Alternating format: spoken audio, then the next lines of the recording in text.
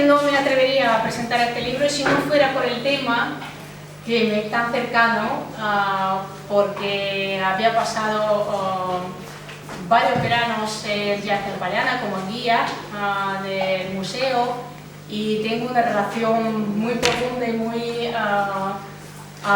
estrecha con la obra de Lev Tolstoy y con el autor y con toda su biografía. Así que me interesó muchísimo el libro, desde el primer momento lo leí enseguida y me despertó muchísimas emociones. Así que de eso hablaremos, me imagino que en esta presentación. Voy a presentar brevemente a Joaquín, que es un honor tenerlo aquí. Joaquín es traductor de la literatura rusa, sobre todo me imagino que lo conoceréis por esta magnífica traducción de Guerra y Paz, la última traducción de la novela de Tolstoy. Ya lo hablaremos, que es la última, 40 años después de la última nueva traducción realizada del original, de lengua rusa.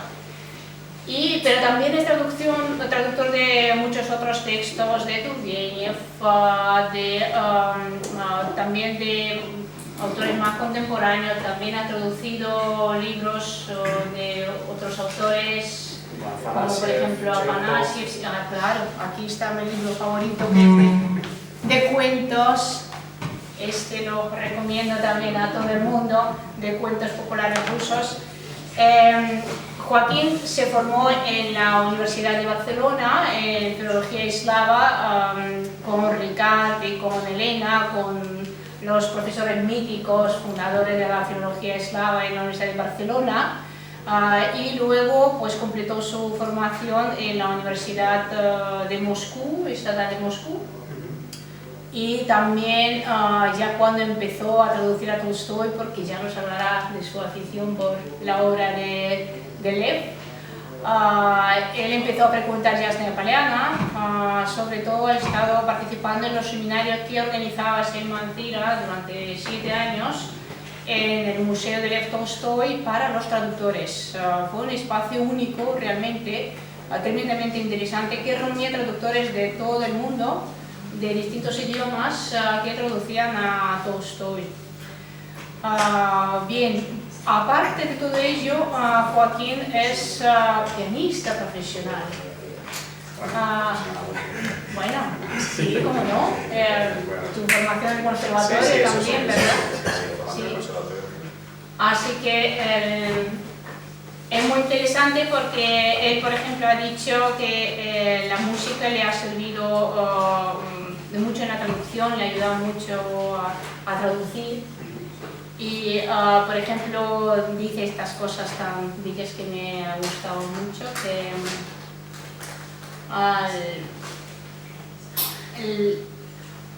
la intuición siempre me ha dicho que la música y la traducción están íntimamente ligadas, que para traducir es necesario afinar mucho el oído y sintonizarlo de algún modo con el alma. Me ha parecido fascinante lo que está diciendo, muy interesante, porque claro, lo que estabais hablando esta mañana también, de que es necesario encontrar el tono, la voz, también conecta mucho con la música. Y de ahí viene mi primera pregunta para ti. ¿Cómo llegas tú al mundo de la traducción y sobre todo al mundo de la literatura rusa? Cuéntanos un poco cómo ha empezado, porque realmente también es el tema de este libro, traducido a Tolstoy, Un viaje emocional a Yasnaya Poliana, donde Joaquín empieza a contar estos inicios con los que él se despertó el gusanillo por la lengua rusa, por la literatura rusa, y cómo ha ido evolucionando a lo largo de los años. Bueno, antes que nada, muchas gracias por haberme invitado aquí, me hace mucha ilusión. Nunca había estado en la Universidad de Granada, desde que estudiaba filología eslava en Barcelona estaba la gran fama de la Universidad de Granada, de las eslavas aquí, entonces, pero nunca había estado, entonces gracias por esta invitación y por venir. Me pone un poco nervioso de presentar este libro aquí, porque normalmente cuando he hablado de él ha sido a gente que para ellos Rusia era algo muy exótico, ¿no? Entonces tenía mucha cosa que contar porque no sabían nada de Rusia, pero vosotros o sois rusos o no os tengo que explicar nada de Rusia porque lo sabéis, habréis estado en Yasnaya Poliana seguramente, conocéis la obra de Tolstoy, pero bueno, si hay alguna cosa que digo demasiado evidente, pues eso, lo siento. Entonces, ¿cómo llegué a la traducción, no? Bueno, todo empezó primero porque se me despertó un poco la pasión por Rusia. Ya desde muy pequeño sentía una fascinación que no sabía muy bien de dónde venía hacia Rusia y en ese momento hacia la Unión Soviética. Había algo que me atraía mucho. Esto venía relacionado también con la música, porque yo estudiaba piano en el conservatorio y los pianistas rusos y la escuela rusa de piano pues me fascinaba, ¿no? Leí un libro bastante jovencito que era de Neugaus, el gran pedagogo de la escuela rusa de piano, que tenía alumnos como Sviatoslav Richter, Emil Gilels, Jakub Zak.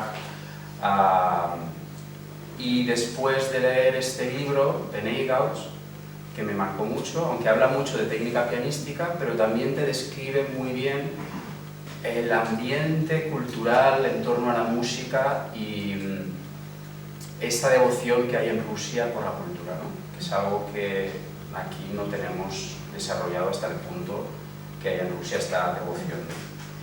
Entonces, a partir de ahí me llamó, bueno, no sé, me salió el gusanillo, empecé a estudiar ruso en la Escuela Oficial de Idiomas. Ya en la primera clase vi que eso era lo mío. Entonces me enteré que existía Filología Eslava, hacía poco que se había fundado en Barcelona, no hacía muchos años.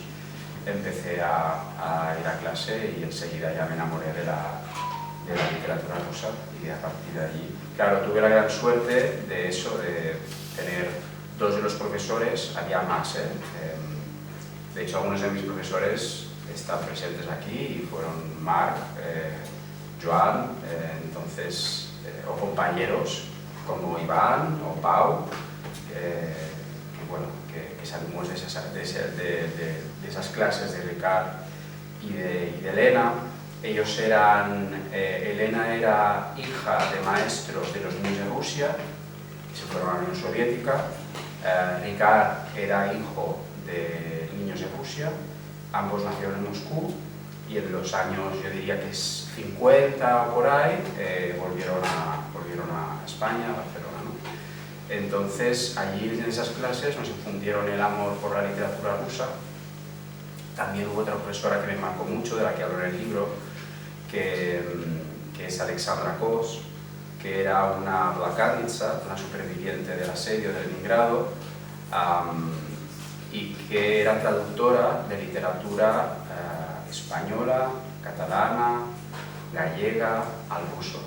Entonces ella explicaba que durante el asedio la salvó de la tristeza, siendo muy pequeñita. Una de las cosas es una traducción que leyó del Quijote al francés, porque sabía el francés también. Y la literatura española la llenó mucho y después se convirtió en una gran traductora, ¿no?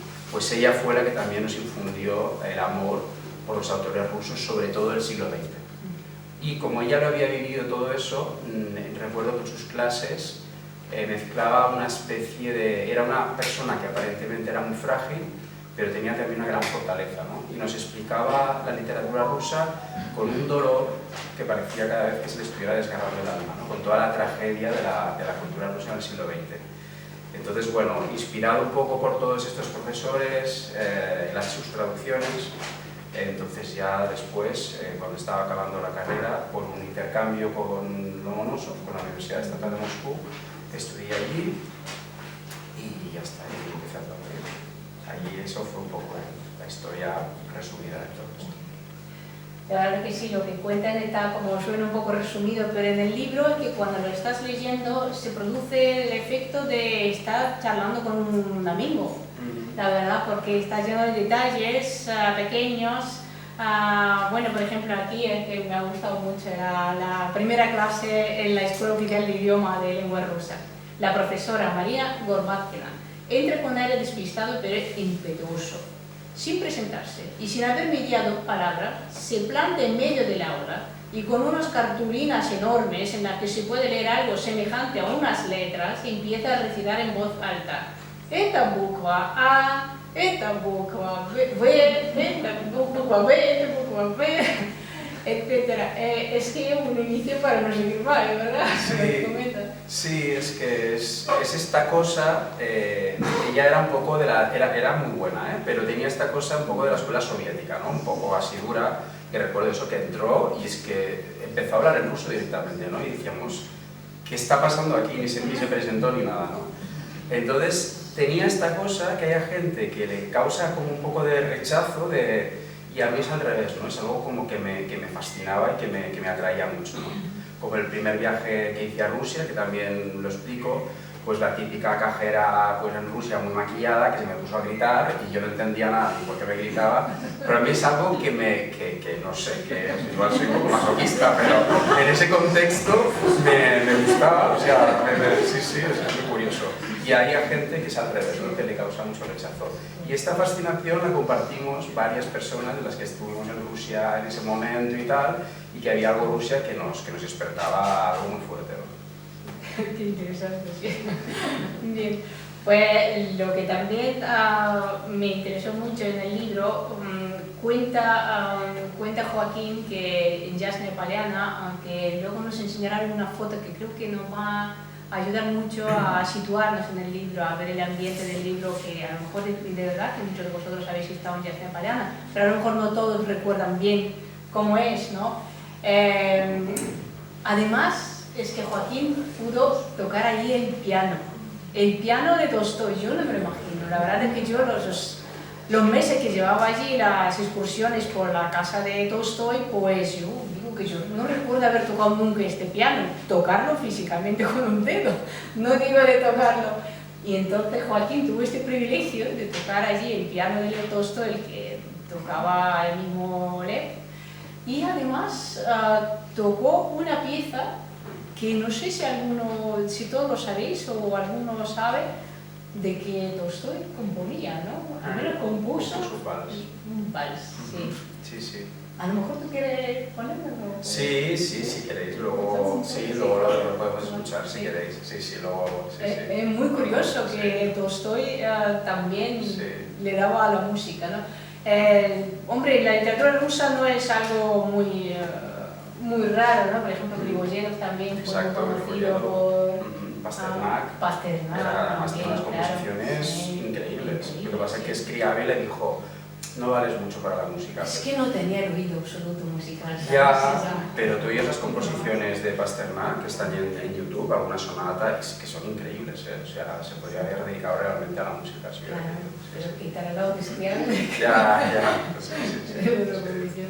Bien, pero así tenemos a Pasternak y a Tolstói, ¿no? Exacto. Bien, pues cuéntanos un poquillo más sobre estos seminarios en Yasna Poliana, ¿sabes? Y cómo lo vivíais, los traductores que estaban allí, el ambiente. Vale, sí, esto sería, bueno, para que no habéis leído el libro, hay como tres partes. La primera sería un poco más autobiográfica, que es lo que estábamos hablando al principio. Tolstói siempre está en este libro como es el punto de interés. Entonces yo estoy un poco como mi relación con él, pero el protagonista realmente es Tolstói, ¿no? La primera parte es más cómo he llegado hasta él, hasta un niño fascinado por Rusia, cómo llegó a traducir Guerra y Paz. Y la segunda ya es, mi idea era trasladar al lector a Yasna Poliana, y entonces es un paseo por Yasna Poliana durante un día del seminario que organizaba Selman Cira, como has dicho. Pues la conocí en Barcelona y me dijo, mira, yo organizo un seminario de traductores, ¿te gustaría venir? Y yo, por supuesto. Entonces, el primer año que participé me gustó muchísimo y participé en 8 ediciones, 8 veranos.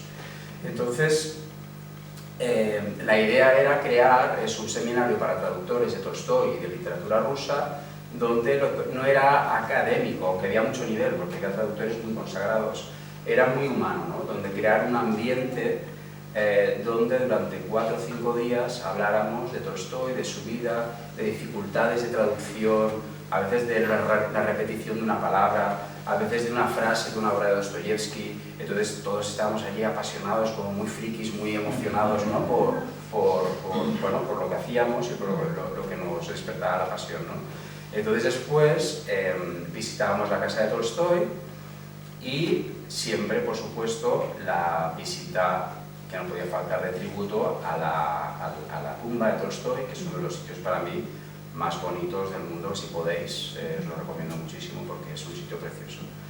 Entonces, mi idea con esta segunda parte era eso, hacer como un recorrido de un día típico del seminario.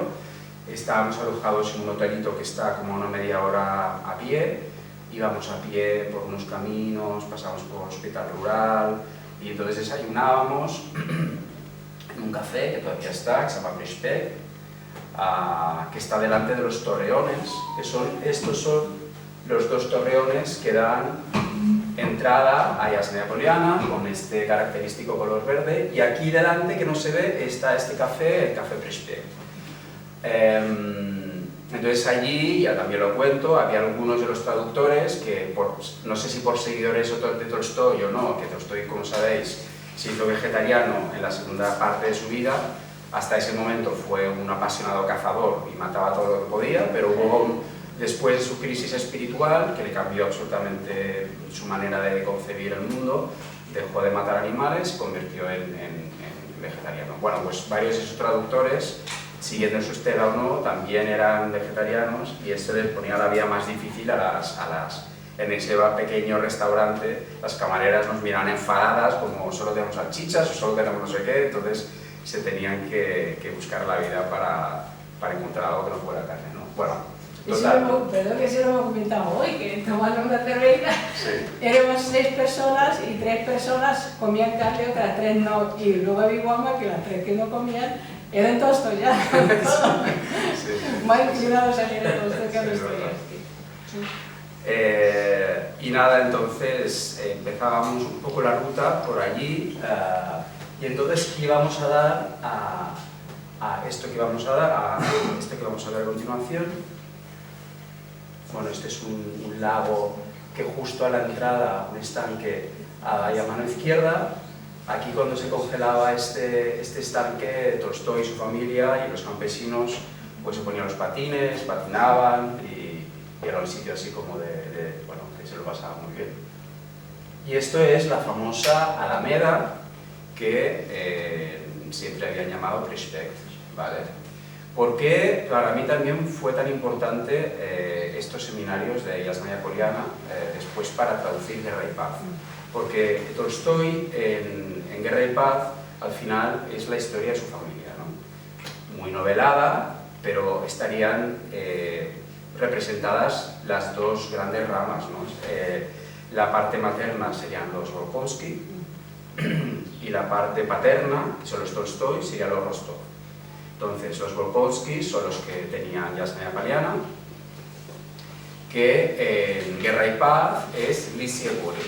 Entonces, Lisie Gori hay muchas cosas que están cogidas directamente de Yasnaya Poliana. Una de ellas es Prespect, que es la alameda que da entrada a Lisie Gori, se llama exactamente igual, se llama Prespect.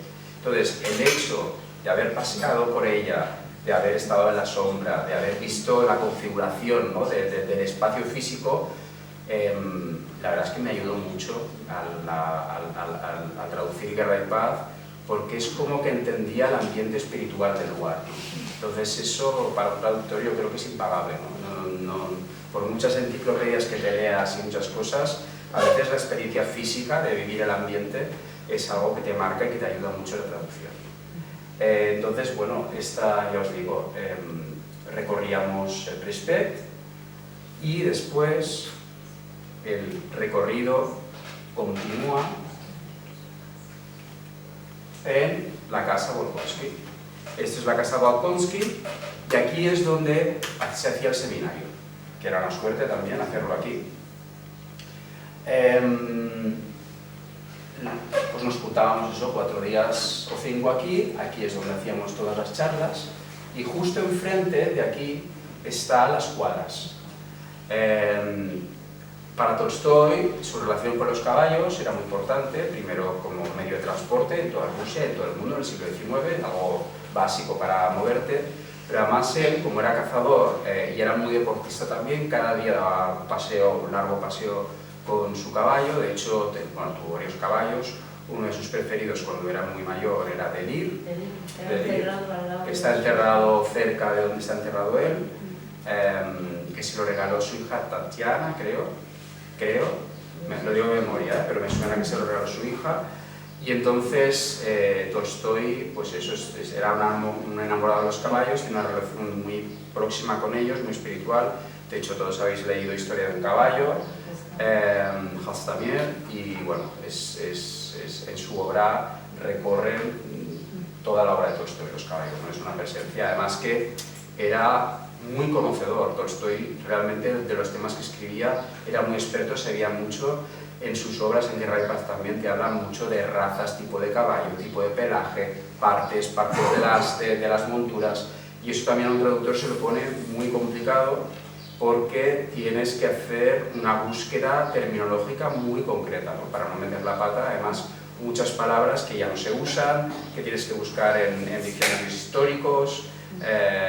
Entonces, bueno, esto hay que hacer una búsqueda bastante completa.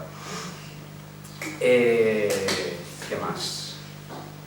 Entonces aquí veríamos, en el primer plano está las cuadras, detrás la casa Bolkonsky y detrás la que después se llamó la casa Kuzminski. Porque originalmente Yasnaya Poliana había estado formado por una gran casa, que ya no existe, y por dos pabellones, el izquierdo y el derecho. El izquierdo era la casa Kuzminski, que se llamaba así porque más tarde la cuñada de Tolstói, la hermana menor de Sofía Andreevna, Tatiana Kuzminskaya, se alojaba aquí a pasar temporadas, sobre todo en verano, con su familia, ¿no?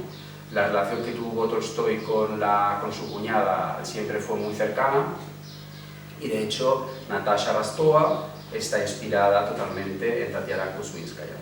Es muy curioso cuando lees las memorias de Tatiana Kuzminskaya, que dice que cuando leían en voz alta Guerra y Paz, ella se admiraba de todos los detalles que estaban sacados de ella misma, de la vida real, ¿no? Como por ejemplo dice, sale incluso mi muñeca Mini.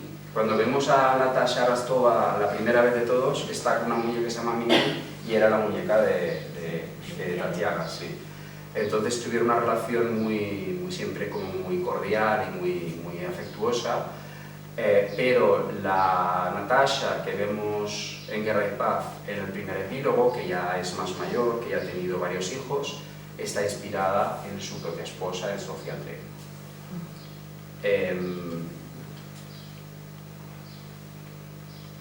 ¿Qué tenemos aquí? Aquí tenemos la casa ya donde Tolstói vivió con su familia, o sea, es decir, con su mujer y sus hijos, pero este era el pabellón derecho, no era la casa principal. ¿Qué pasó con la casa principal? Que Tolstói se la jugó a las cartas, más o menos, digamos. Él tenía muchas deudas cuando era joven, porque llevó una vida muy disipada, se fue al ejército, pero jugaba mucho a las cartas, perdió muchísimo dinero. Entonces había un momento que necesitaba dinero. Él lo quería dedicar a un diario, a un periódico que quería editar sobre la verdad de las cosas que pasaban en la guerra, no se le permitió la censura y usó ese dinero, el dinero que necesitaba, para pagar las deudas. ¿Cómo consiguió el dinero? Le pidió, creo que fue su cuñado, que vendiera la casa. Entonces se la vendió a un vecino, una persona que vivía a unos cuantos kilómetros, desmontaron la casa tablón a tablón y la montaron en otro sitio. Y esa casa, por desgracia, no la podemos ver porque la tiraron abajo como en 1913, por ahí. Estaba ya en muy mal estado. Pero entonces, y ahí empezamos también a conocer el personaje de Tolstói, ¿no? Que estas dos facetas tan contradictorias que tenía, ¿no? Por un lado, la persona moralmente muy recta, que siempre intentaba perfeccionarse, muy casta, muy pura, y por otro lado su naturaleza sensual, que le gustaba jugar, que le gustaba mucho el sexo.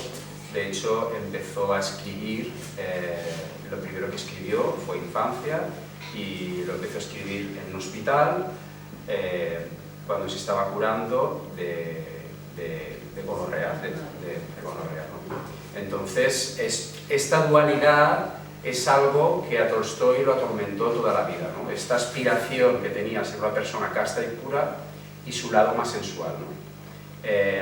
Y toda esta contradicción y esta lucha interna es muy interesante también, la vemos en sus diarios, que tradujo el Mancira, pero también recorren toda su obra. Desde el principio de todo hasta el Diablo, por ejemplo. El Diablo ya lo escribió en la última fase de su vida y también es esta pulsión que siente lo habéis leído seguramente, este señor que está casado con su mujer, que la ama, pero hay una campesina de la hacienda que no puede evitar que le despierte deseo, ¿no? Está basado en los hechos reales. Está basado, sí, en una historia previa, sí, exacto. Él tuvo una historia con una campesina de Yasna que se llamaba Apraxina, creo. Axinia. De hecho, tuvieron un hijo que después fue cochero de ellos, Timofey, sí, que fue cochero de los Tolstói, el hijo legítimo. Y entonces vemos eso, ¿no? Que este tema es algo que recorrió toda su obra, ¿no? Entonces aquí el Diablo es muy trágico el final, de hecho escribió 2 finales. En uno, esta persona, este hombre que no puede contener este deseo por la campesina, se pega un tiro, pero hay otra versión que le pega el tiro a la pobre campesina que no tiene la culpa de nada, ¿no? Y el diablo es ella, porque ella es la tentación, ¿no? Entonces también esto es muy interesante, que me gustaba hablar del libro de él, que es la compleja relación que tenía Tolstói con las mujeres, porque como se sabe, Tolstói era bastante misógino, y yo creo, y no solo lo digo yo, o sea, supongo que una de las cosas que no toleraba de la mujer era precisamente que le despertara este deseo que él consideraba que era tan pecaminoso, ¿no? Y culpaba a la mujer de ello. Sí, pero realmente lo que pasó entonces que a Tolstói le imaginaban como una persona muy promiscua, pues nada más lejos de la realidad, No, es que hablaba mucho de ello y sin embargo no lo era. Entonces exacto. es muy interesante que cuánta historia luego se cuentan en la lado de Yasna Polyana. Sí. ¿Sabe? Allí la gente que vive allí cuentan, dice que Tolstói, que cada vez que tenía un hijo ilegítimo, lo cogía y lo mandaba con su madre a un pueblo que tenía ahí, le decía que un pueblo ahí cerca de Panadie. Y allí todos los que viven allí son descendientes de Tolstói. Dice, ya verá. Se me lo contaba la gente de ahí. Sí.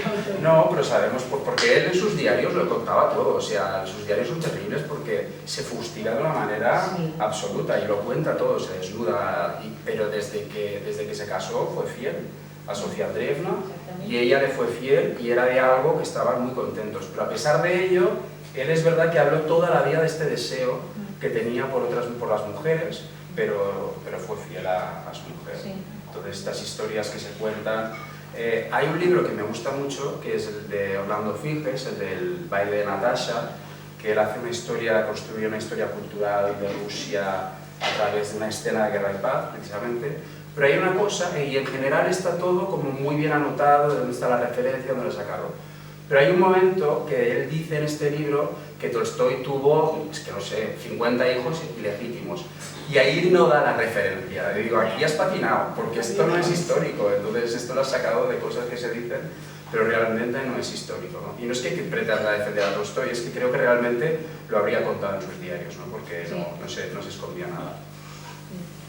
Entonces, bueno, aquí eso. Entonces, cuando se casó, antes de casarse ya, aquí estaba instalado con una tía, una prima de su padre, que era una tía segunda, que él la quería con locura, que está basada en que Sonia, de Guerra y Paz, está basada en ella, sí, que es Toinette, ¿no? Su tía Toinette.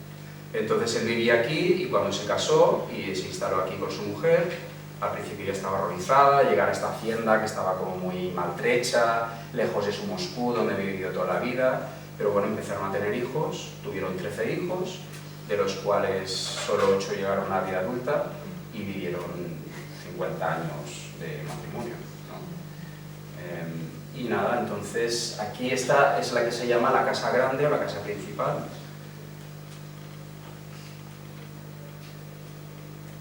Esto en verano, desde el otro lado, digamos.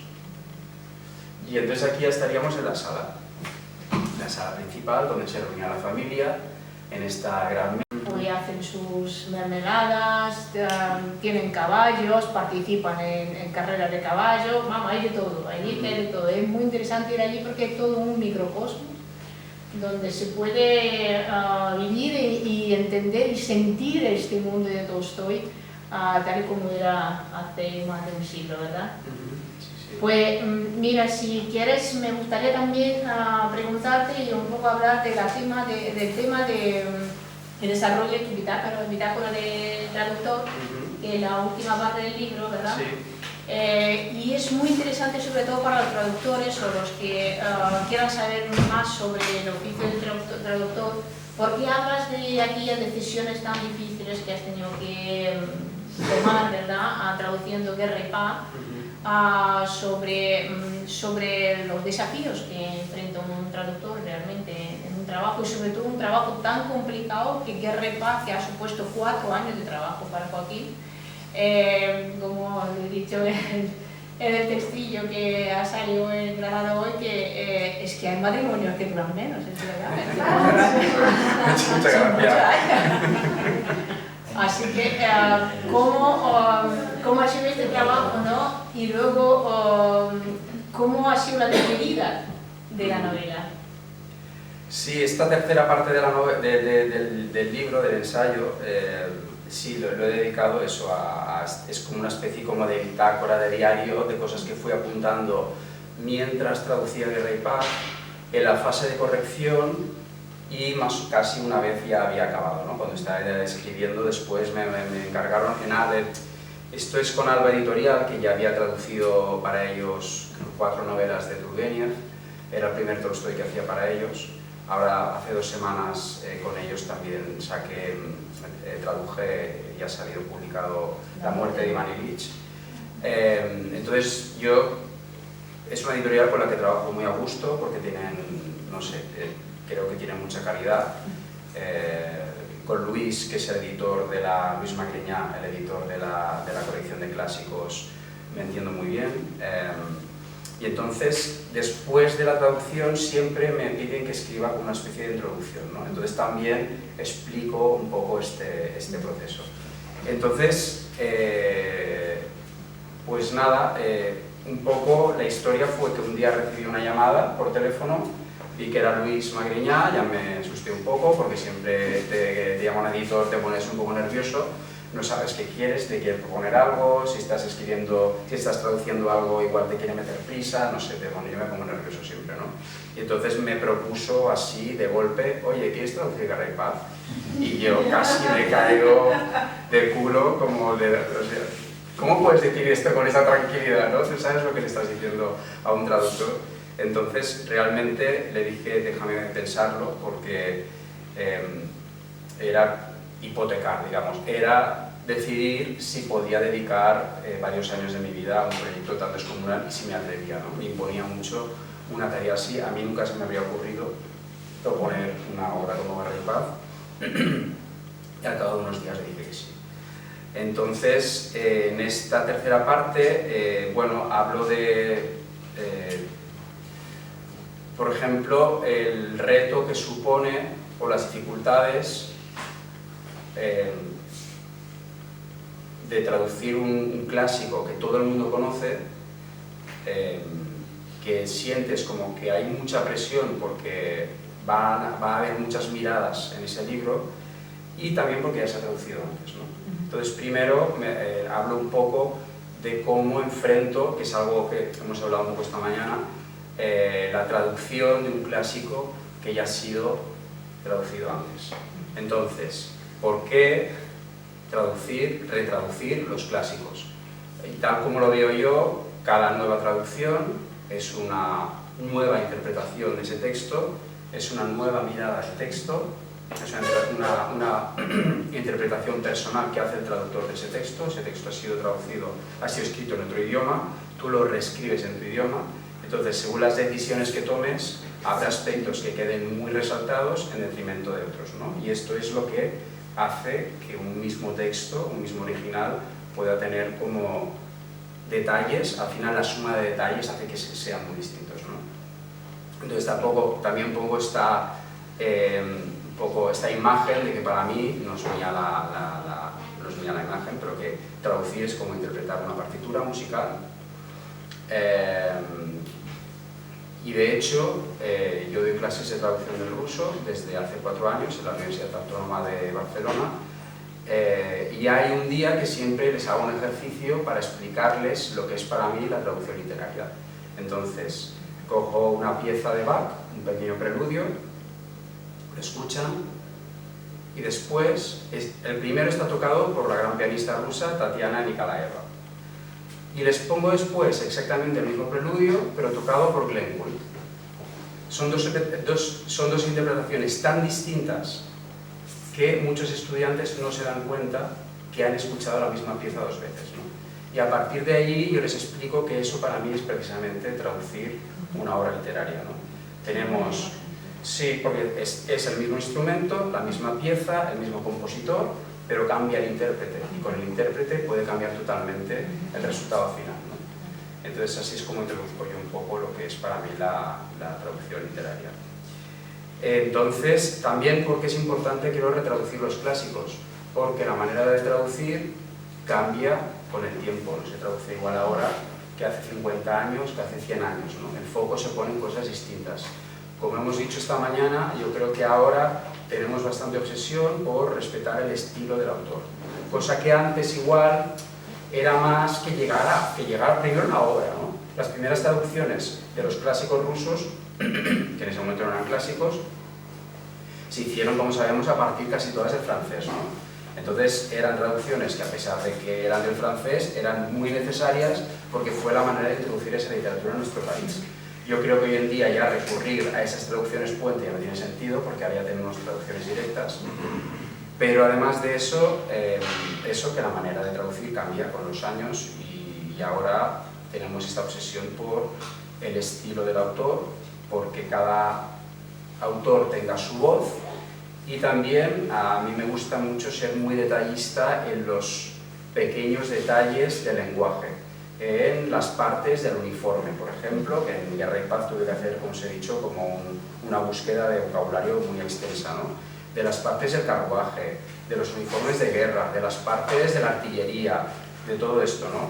Porque después ves en traducciones, es muy curioso eso, cuando ves traducciones más antiguas, si hay una palabra que despierta, o una frase que despierta, realmente no sabes qué hacer allí, ves otras traducciones y ves que esa frase ha desaparecido misteriosamente, o que el traductor se ha inventado algo, ha hecho lo que ha podido, pobre, o a veces ha encontrado una solución que dices, chapó, o sea, hay de todo, ¿no? Pero muchas veces ves que todos los traductores tropezamos en los mismos lugares, ¿no?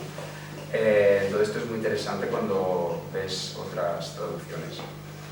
¿Y qué más? En esta tercera parte también hablo más de esta parte como más emocional, ¿no? De cuando vives con un texto literario tan potente como Guerra y Paz durante 4 años y los personajes ya han pasado a formar parte de tu vida, ya son como viejos amigos, viejos conocidos, porque Tolstói tiene este efecto tan maravilloso de realidad, ¿no? que ya decía Nabokov, esta coincidencia de como el tiempo de nuestra vida coincide con el tiempo de la vida de los personajes, ¿no? Entonces te da una sensación de intimidad con ellos, que al despedirte tuve una sensación por un lado de por fin, porque era una losa muy grande que llevaba durante muchos años, pero por otro lado de ostras, qué pena. Me acuerdo cuando estaba traduciendo la última escena en la que salía Natasha con Pierre y después Nikolai Rostov con María Bakonskaya, que pensaba, ostras, estoy traduciendo la última conversación de ellos, se van para siempre de mi lado, ¿no? Entonces fue esta cosa agridulce de alegría, pero también mucha pena. Pues yo creo que ya hemos contado bastante. Si seguimos hablando es que ya nadie más va a comprar el libro porque ya lo hemos contado todo.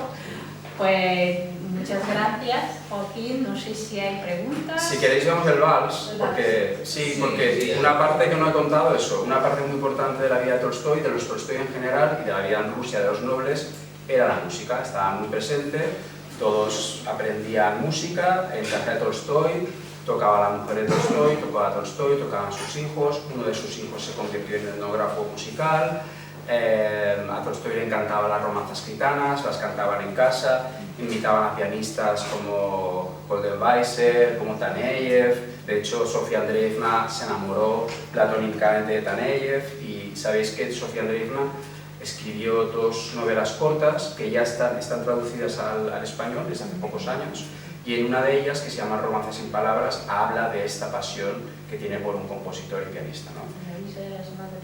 Exacto, exacto. Y es también el contrapunto a la sonata de Kreutzer, ¿no? Ya estaba realizada con esa obra. Y entonces, claro, mi formación musical conectaba muy bien con esta parte de los Tolstói, ¿no? Entonces, Selman Fira, con su tesón, consiguió al cabo de 2 años pues, de trámites y de gestiones que nos dejaron realizar un pequeño recital en el Salón de Tolstói para los demás traductores, en los que una cantante cantó las romanzas que salen en Guerra y Paz, que salen varias romanzas, yo la acompañaba al piano y pude tocar el vals de Tolstói en el piano de Tolstói y rodeado de sus cuadros, que a la izquierda están los abuelos, que sería como Bakovsky y Rostov, que veis, este es el piano, y si queréis os lo pongo y así ya lo escuchamos todos, por si no lo habéis escuchado.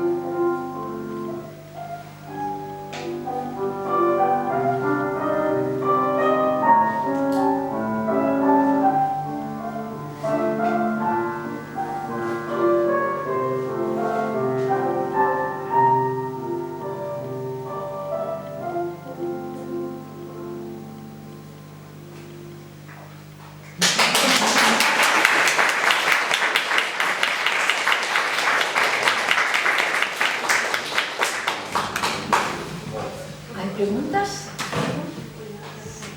Bueno, Fernando, si primero, perdón, Joaquín. Fernando. Sí, yo quería preguntar si la manera de traducir va cambiando según el tiempo. Los antes, igual que antes, quería preguntar entonces cuál debe ser la máxima del traductor en todo momento, cuál debe ser el principio más importante que debería respetar. A ver, primero yo creo que también es verdad que cada maestrillo tiene su librillo, tenemos maneras distintas de aproximarnos al texto.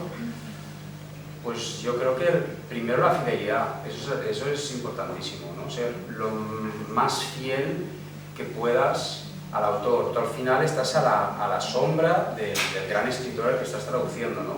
No eres el protagonista. Entonces, primero la fidelidad. Segundo, como os he dicho, para mí es muy importante el estilo del autor, o sea, respetar su voz, su manera de expresarse, que esto es algo que es muy complicado según qué autores.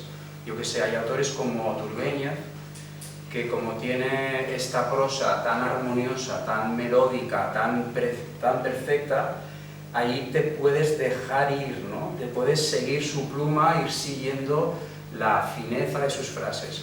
Pero otros autores como Dostoyevsky o Tolstói, que tienen un estilo es duro, ¿no? Eso es mucho más complicado, pero mi gran, no sé si obsesión, pero lo que intento realmente es también mantenerme cerca de esa voz.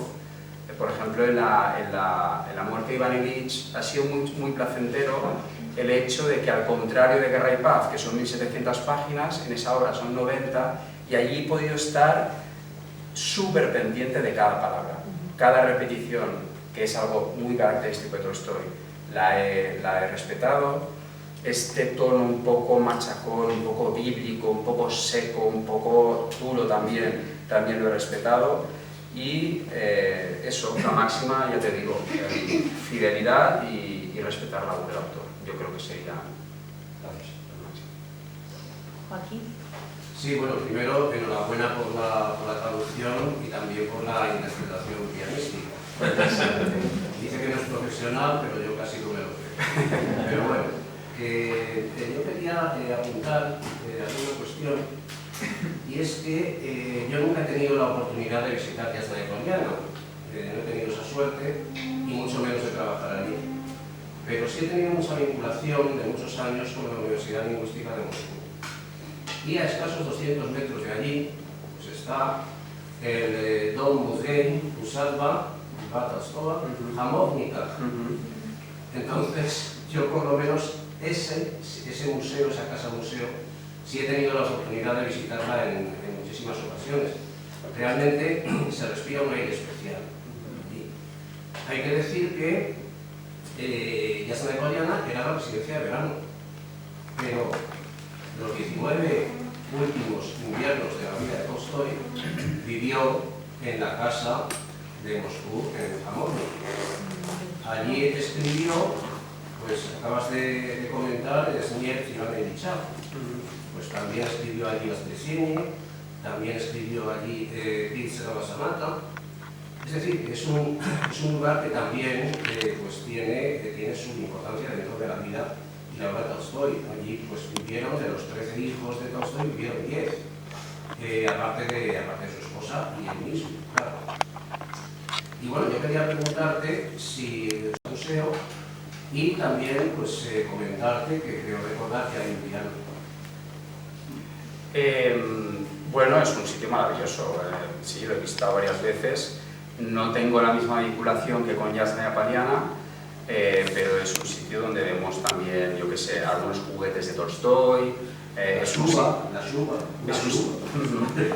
sitio, yo que sé, donde, por ejemplo, allí tuve encuentros con Tchaikovsky, con Rachmaninoff, o sea, es un sitio importante, ¿no? Se organizaban pegadas musicales. Pero es verdad que Tolstói, realmente, donde estaba feliz, era en Jasna de Poliana, porque estaba al lado de lo que él creía, sobre todo después de su crisis espiritual, que sabéis que reinterpretó el cristianismo, creó una nueva manera de interpretar el cristianismo, que se suele decir un poco anarquista, digamos, se suele calificar así. Entonces, una de las cosas era estar cerca de la naturaleza y cerca del pueblo, ¿no? Y eso en Jamovnik no lo tenía, ¿no? Entonces, muchas veces Sofía Andreevna se mudaba con los hijos allí porque tenían que estudiar, pero él prefería quedarse en Jasnaya, o cuando estaba en Jamovnik estaba un poco como a contracor, como se dice, como un poco a despecho, ¿no? Siempre le atraía realmente volver a la naturaleza, volver al contacto con los campesinos, las conversaciones que tenía con ellos, sus paseos, sus baños en el lago, pues era algo como que realmente le llamaba, ¿no? Y de hecho él pidió, que lo veremos ahora, lo podemos ver también si queréis, que le enterraran allí, en un sitio precioso, al lado de la casa principal, de la casa Bolkonsky, no al lado, pero en un bosque que se llama Stary Zakaz, que es un lugar muy especial porque él jugaba con su hermano mayor, allá jugaban a un juego que era sí, exacto, que era para encontrar la Zeliona Palochka, el palito verde. El juego era cuando eran pequeños que si conseguían encontrar este palito verde que estaba enterrado por allí, llegaría la felicidad a la humanidad, se acabarían las enfermedades y todo eso, ¿no?